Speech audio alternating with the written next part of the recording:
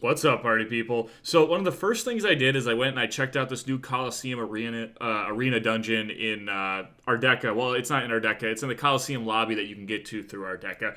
I'm always interested in a new dungeon. This is one of the first things I wanted to check out with Action 23. So I ran in and I did this dungeon several times. You can do it 4 times a day. And I have to say, guys, the idea of this dungeon is extremely exciting, because it allows you to get a bracelet beyond your immortality jade bracelet. Now, or your immortality bracelet. Now, I have no idea what the stats are going to be, but I'm definitely going to be doing this dungeon 4 times a day because I really want to find out if it's worth doing this dungeon or not, or like what the stats on those bracelets are going to be. I'm just really curious.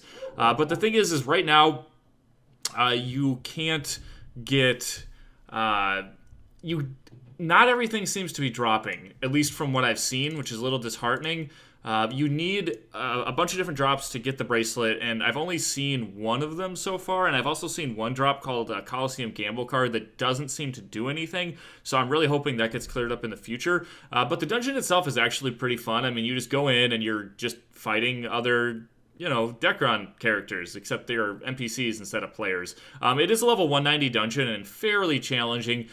Your damage in here seems to be reduced a lot. Like, I hit really low on these guys. Like, I'm hitting like 30 to 50 Ks, which is much lower than I normally hit. So, it does take a while to kill them. You need to watch your HP. I definitely recommend having max PvE resistance when going in here and a nice HP pool. Otherwise, it's going to get pretty hard when like 6 of them spawn at once.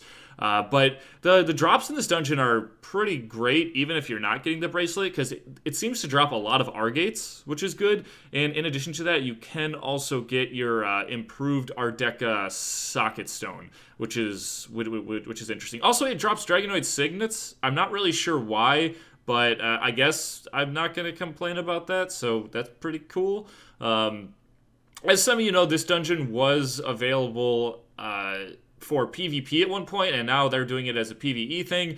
I'm assuming at some point we'll get to PvP in here again, but at least for now, I would definitely recommend doing this dungeon every day, at least to get that improved Ardeka Socket Stone, which gives 4% attack and defense for a belt or bracelet. It's really good for your bracelets, so I definitely highly recommend checking out this dungeon. Anyway, as I find out more about this, or when I find out about this in its entirety, I will definitely make a guide for it, but for now, this was just me checking it out and checking out some of the Action 23 content. I will be making more of these videos as I check out more Action 23 content, so once again, make sure to subscribe and turn on your notifications so that you can find out more information about Action 23. Also, if you have any information about it that you've figured out so far, feel free to put that in the comments and I'll try to explore it as well.